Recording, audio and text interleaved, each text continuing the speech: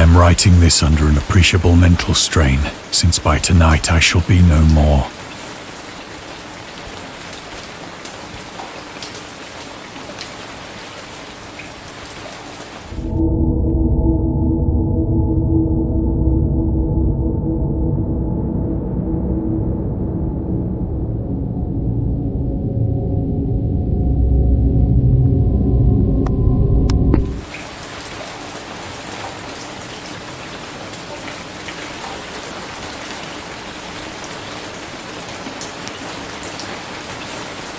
Penniless, and at the end of my supply of the drug which alone makes life endurable, I can bear the torture no longer, and shall cast myself from this garret window into the squalid street below.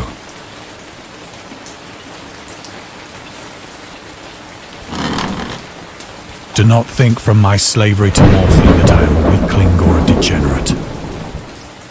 When you have read these hastily scrawled pages, you may guess, though never fully realize, why it is that I must have forgetfulness or death.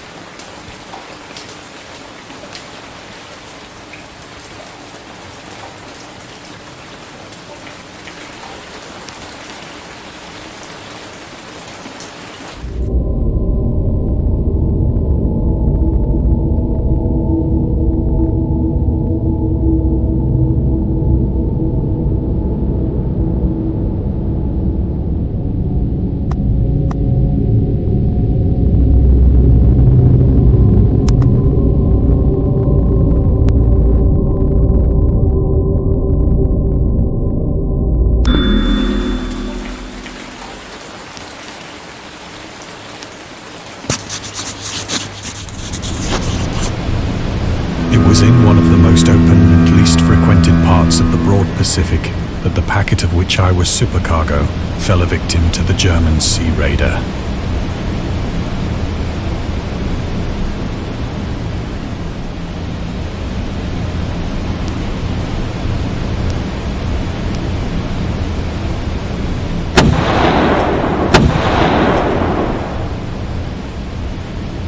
The Great War was then at its very beginning, and the ocean forces of the Hun had not completely sunk to their later degradation. So that our vessel was made a legitimate prize, whilst we of her crew were treated with all the fairness and consideration due us as naval prisoners.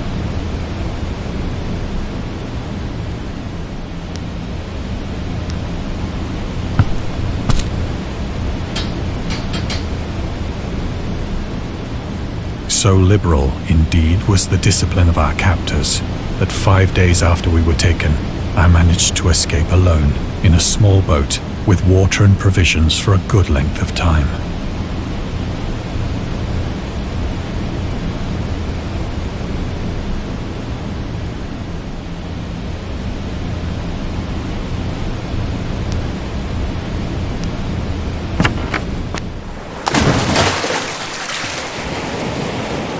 When I finally found myself adrift and free, I had but little idea of my surroundings.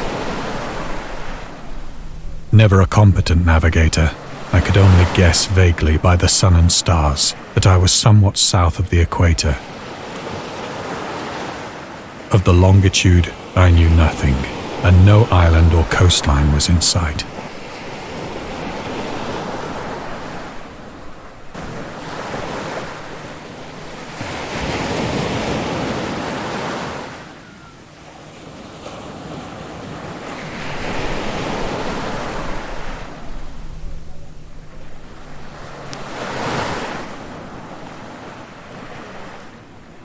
The weather kept fair, and for uncounted days I drifted aimlessly beneath the scorching sun, waiting either for some passing ship or to be cast on the shores of some habitable land.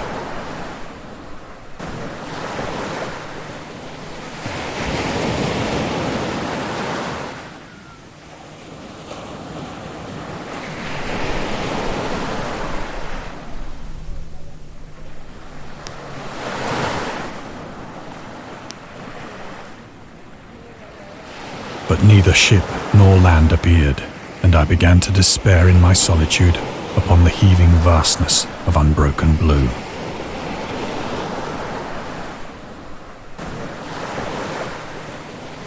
change happened whilst I slept. Its details I shall never know.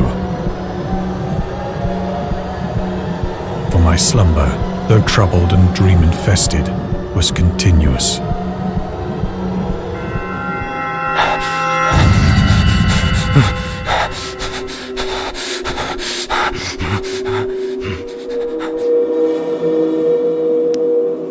When at last I awoke, it was to discover myself half sucked into a slimy expanse of hellish black mire, which extended about me in monotonous undulations as far as I could see, and in which my boat lay grounded some distance away.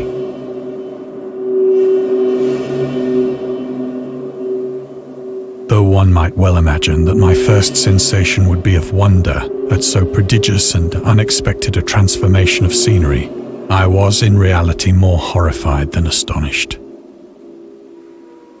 For there was in the air and in the rotting soil a sinister quality which chilled me to the very core. The region was putrid with the carcasses of decaying fish and of other less describable things which I saw protruding from the nasty mud of the unending plain. Perhaps I should not hope to convey in mere words the unutterable hideousness that can dwell in absolute silence and barren immensity. There was nothing within hearing and nothing in sight save a vast reach of black slime, yet the very completeness of the stillness and the homogeneity of the landscape oppressed me with a nauseating fear. The sun was blazing down from a sky which seemed to me almost black in its cloudless cruelty, as though reflecting the inky marsh beneath my feet.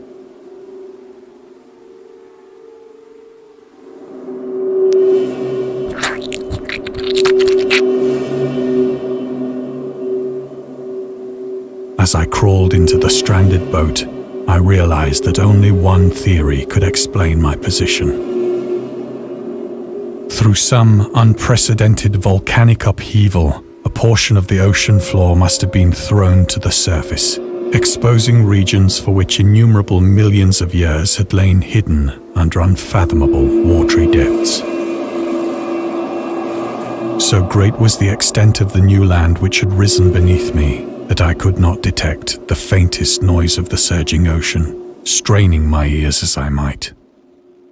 Nor were there any seafowl to prey upon the dead things.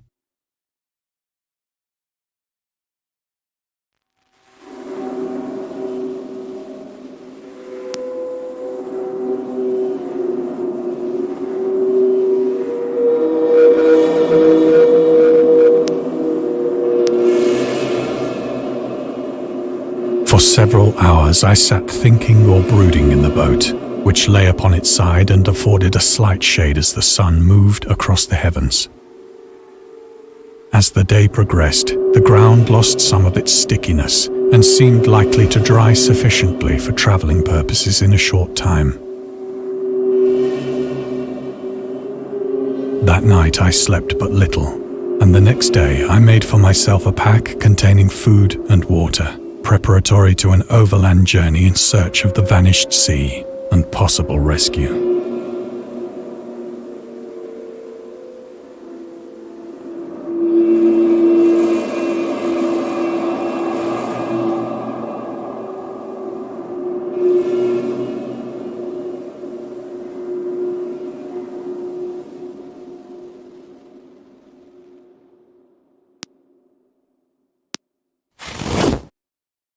On the third morning, I found the soil dry enough to walk upon with ease.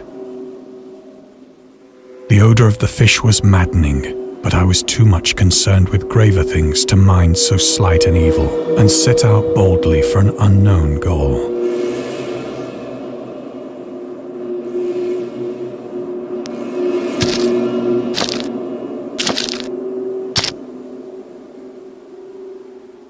All day I forged steadily westward, guided by a faraway hummock which rose higher than any other elevation on the rolling desert.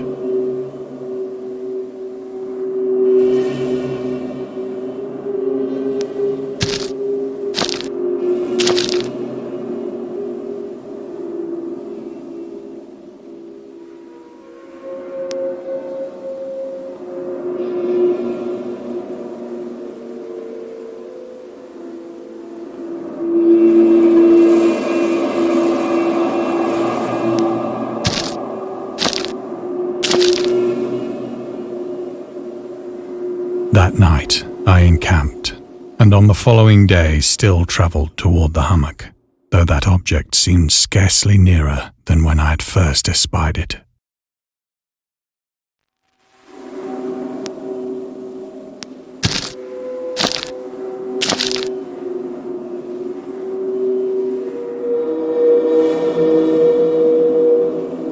By the fourth, an intervening valley setting it out in sharper relief from the general surface. Too weary to ascend, I slept in the shadow of the hill. I know not why my dreams were so wild that night, but ere the waning and fantastically gibbous moon had risen far above the eastern plain, I was awake in a cold perspiration, determined to sleep no more. Such visions as I had experienced were too much for me to endure again. And in the glow of the moon I saw how unwise I had been to travel by day. Without the glare of the parching sun, my journey would have cost me less energy. Indeed, I now felt quite able to perform the ascent which had deterred me at sunset. Picking up my pack, I started for the crest of the eminence.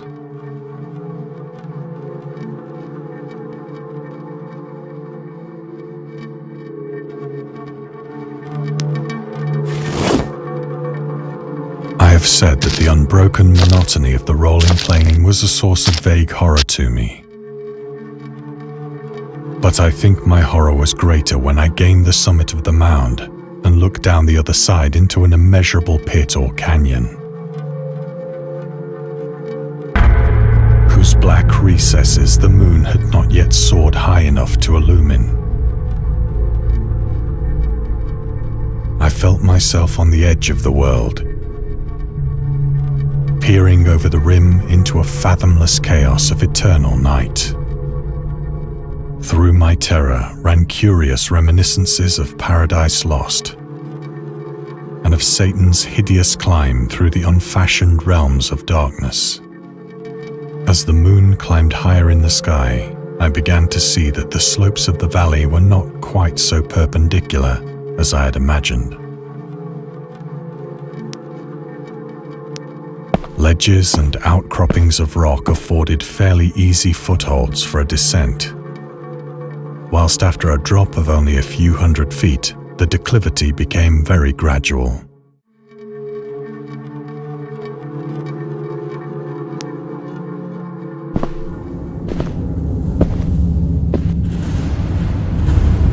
Urged on by an impulse which I cannot definitely analyze, I scrambled with difficulty down the rocks and stood on the gentler slope beneath, gazing into the Stygian deeps, where no light had yet penetrated. All at once, my attention was captured by a vast and singular object on the opposite slope, which rose, an object that gleamed whitely in the newly bestowed rays of the ascending moon.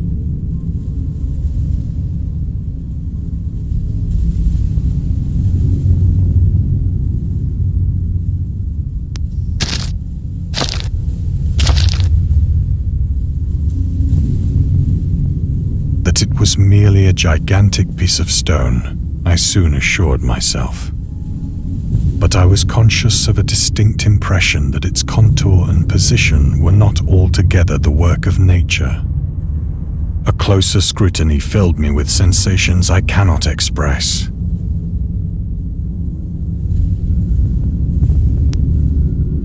For despite its enormous magnitude, and its position in an abyss which had yawned at the bottom of the sea since the world was young, I perceived beyond a doubt that the strange object was a well-shaped monolith, whose massive bulk had known the workmanship and perhaps the worship of living and thinking creatures. Dazed and frightened, yet not without a certain thrill of the scientist's or archaeologist's delight, I examined my surroundings more closely.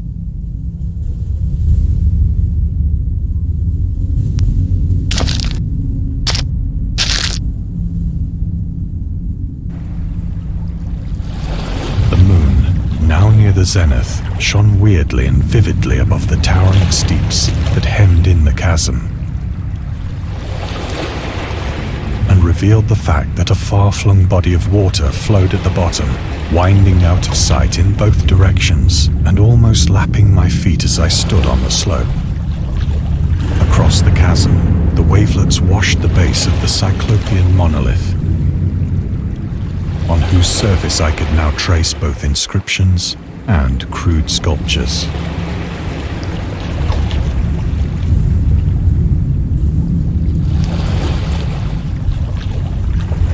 The writing was in a system of hieroglyphics unknown to me and unlike anything I'd ever seen in books. Consisting for the most part of conventionalized aquatic symbols such as fishes, eels, octopi, crustaceans, mollusks, whales, and the like. Several characters obviously represented marine things which are unknown to the modern world, but whose decomposing forms I had observed on the ocean-risen plain. It was the pictorial carving, however, that did most to hold me spellbound.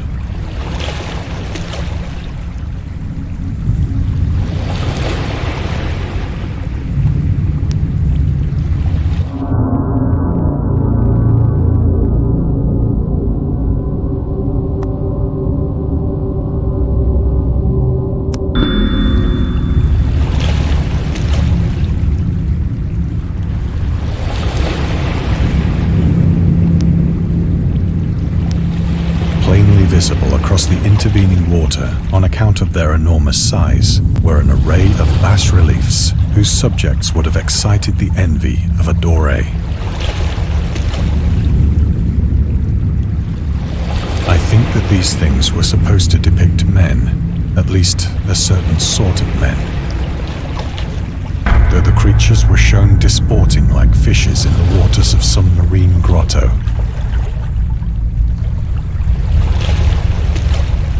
Or paying homage at some monolithic shrine which appeared to be under the waves as well. Of their faces and forms I dare not speak in detail, for the mere remembrance makes me grow faint. Grotesque beyond the imagination of a Poe or a Bulwer. They were damnably human in general outline, despite webbed hands and feet, shockingly wide and flabby lips, glassy, bulging eyes, and other features less pleasant to recall.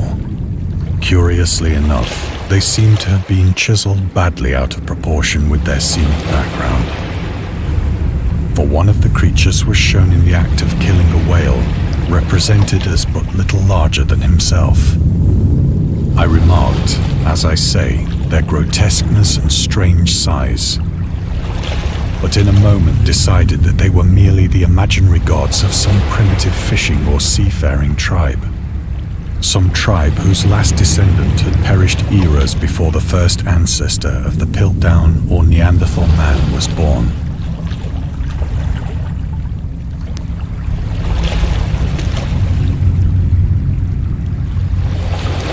Awestruck at this unexpected glimpse into a past beyond the conception of the most daring anthropologist,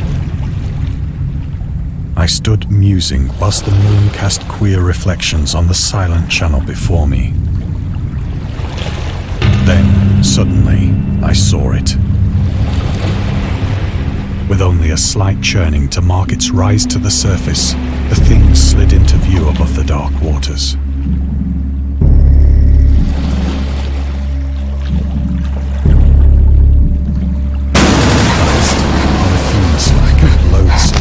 It darted like a stupendous monster of nightmares to the monolith, about which it flung its gigantic scaly arms, while it bowed its hideous head and gave vent to certain measured sounds.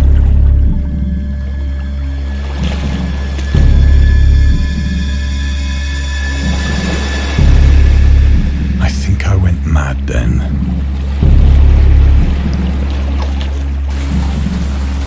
Of my frantic ascent of the slope and cliff, and of my delirious journey back to the stranded boat, I remember little.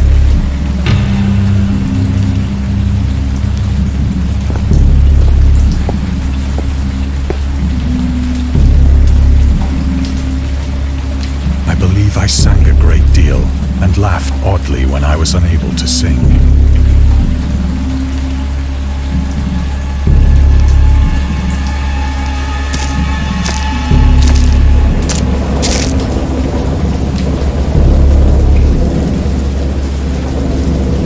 I have indistinct recollections of a great storm sometime after I reached the boat.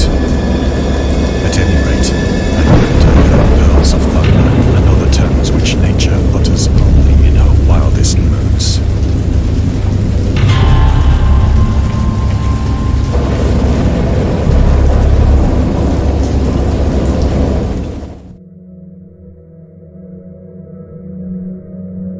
When I came out of the shadows, I was in a San Francisco hospital. Brought thither by the captain of the American ship which had picked up my boat in mid-ocean. In my delirium, I had said much, but found that my words had been given scant attention. Of any land upheaval in the Pacific, my rescue. Nor did I deem it necessary to insist upon a thing which I knew they could not believe.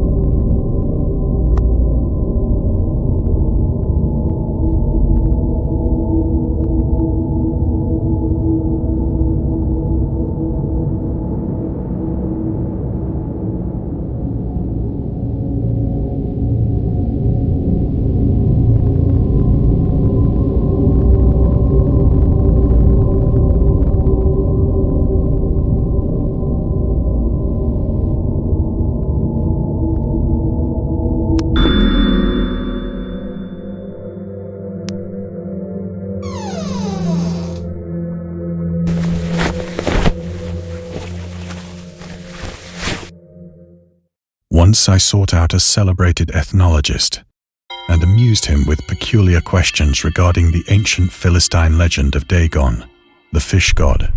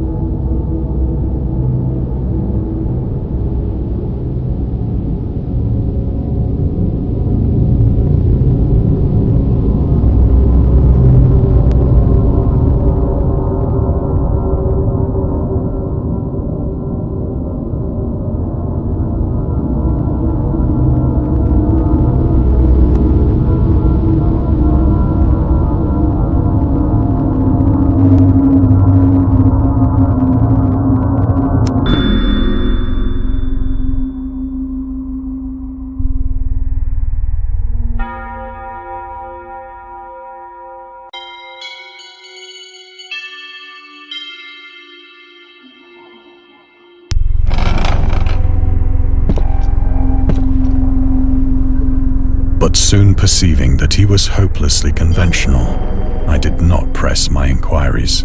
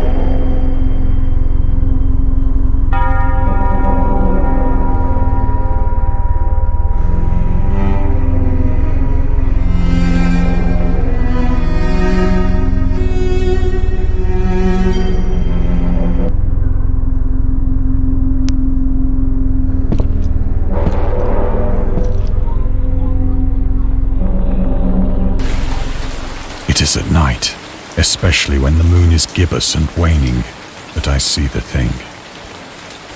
I I tried morphine, but the drug has given only transient surcease and has drawn me into its clutches as a hopeless slave. So now I am to end it all, having written a full account for the information or the contemptuous amusement of my fellow men.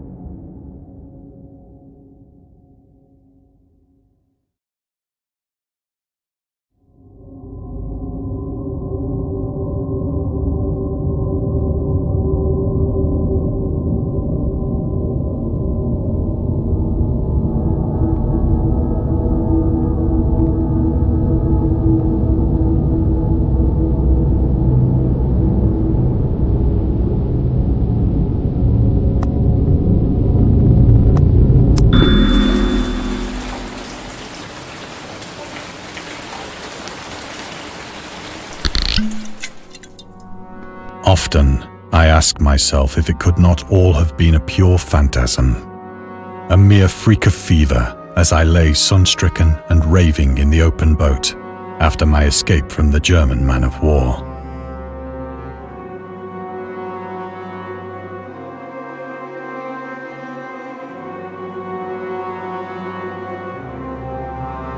This I ask myself, but ever does there come before me a hideously vivid vision in reply. I cannot think of the deep sea without shuddering at the nameless things that may at this very moment be crawling and floundering on its slimy bed, worshipping their ancient stone idols and carving their own detestable likenesses on submarine obelisks of water-soaked granite.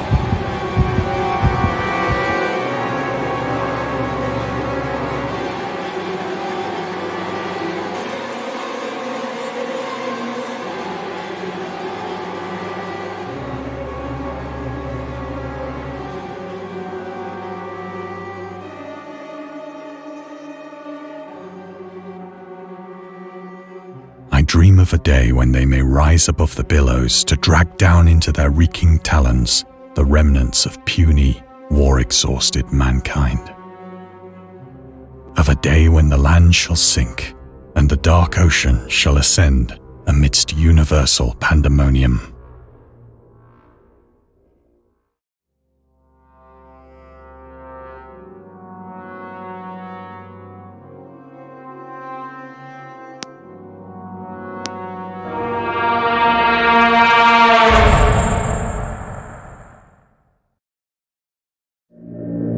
The end is near.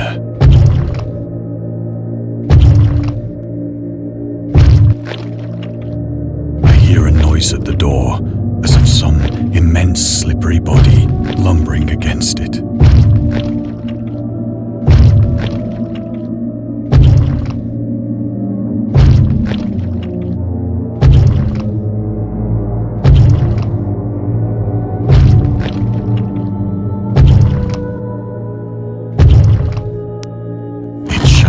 Find me.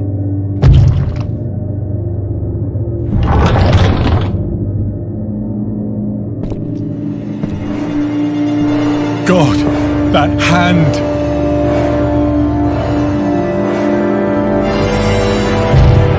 The window! The window!